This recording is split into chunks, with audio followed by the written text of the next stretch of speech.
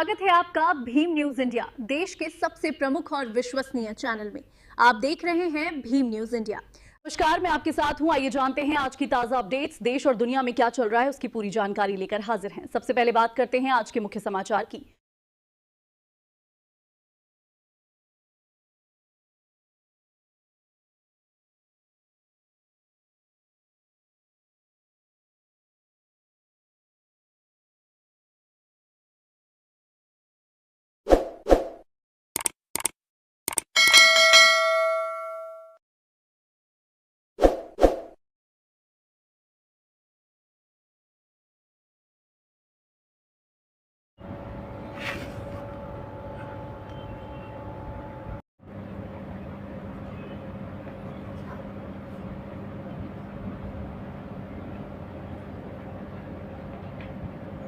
विनी William हैं हमारे साथ, टूरिज्म इंडस्ट्री से जुड़े हुए हैं, जोधपुर से हैं। आइए हम इनका डीपली परिचय लेते हैं, देन आफ्टर बात करेंगे।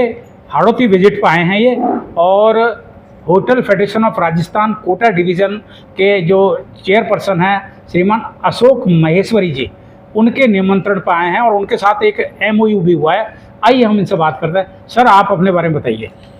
मेरा नाम विनी विलियम्स है और मैं India out of box travel agency का फाउंडर CEO। मैंने इस एजेंसी की शुरुआत काफ़ी साल 15-20 साल पहले करी थी, जिसमें हम इनबाउंड टूरिस्ट जो विदेशी पर्यटक उनको लाते थे, राजस्थान और देश के अन्य भागों में ले जाते थे। और कोविड के बाद में हमने डोमेस्टिक टूरिज़्म भी स्टार्ट कर दिया, तो इंडिया के भी सभी राज्यों से लोगों को राजस्थान घुमाते थे। और ये काफ़ी टाइम से हम ये इन चीज़ में आगे हैं, राजस्थान को प्रमोट कर रहे हैं। सर, आप कोटा आए हैं। कोटा अपने आप में टूरिज़्म में एक सिग्नेचर है।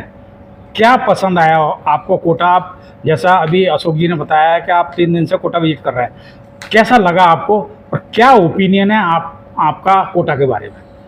मेरी अगर सही ओपिनियन बताऊं तो जो फर्स्ट टाइम मैं ड्राइव करते हुए कोटा में घुसा था, तो मुझे लगा ये कोटा तो बदला है, लेकिन अब इसको इंडिया का वेनिस बोलना चाहिए, जहां शहर के बीच में से ही नदी पूरी गुजरती है और उस नदी को इतना खूबसूरत बना दिया है कि हम इसको वेनिस से कंपेयर कर सकते हैं। और उसके अलावा जब हम 3 दिन रहे, मैं दिल से शुक्रगुजार हूँ अशोक जी का, जिन्होंने इंसिस्ट किया मुझे कि आप यहाँ आके देखिए।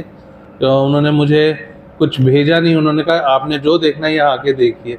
और आने के बाद मुझे भी बहुत अच्छा लगा कि हमने बचपन से कोटा को एजुकेशन में आगे आते हुए देखा था, अब लग रहा है कि ये पर्यटन में भी बहुत आगे जाएगा। हर चीज़ हमें हाड़ौती में मिली। हमने यहाँ वाइल्ड लाइफ भी देखा, एडवेंचर स्पिरिचुअल टूरिज़्म का भी स्कोप यहाँ पे बहुत देखा, फूड टूरिज़्म भी है। तो हर तरीके से हाड़ौती बहुत ही खूबसूरत जगह है।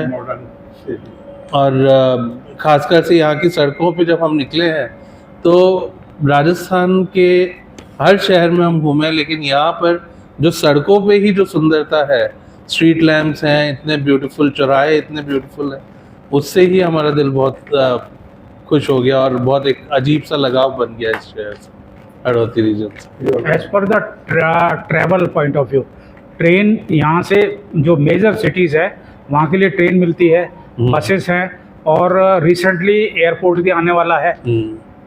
अब ये कोटा जो होटल फेडरेशन है आपसे क्या उम्मीद करता है, ये बताइए आप।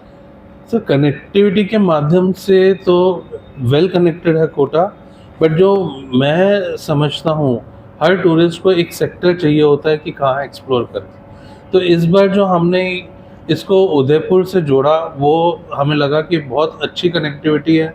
उदयपुर, चित्तौड़ और फिर हाड़ौती रीजन में करीबन 2-3 दिन, 4 दिन भी एक टूरिस्ट यहाँ बहुत अच्छा स्पेंड कर सकता है।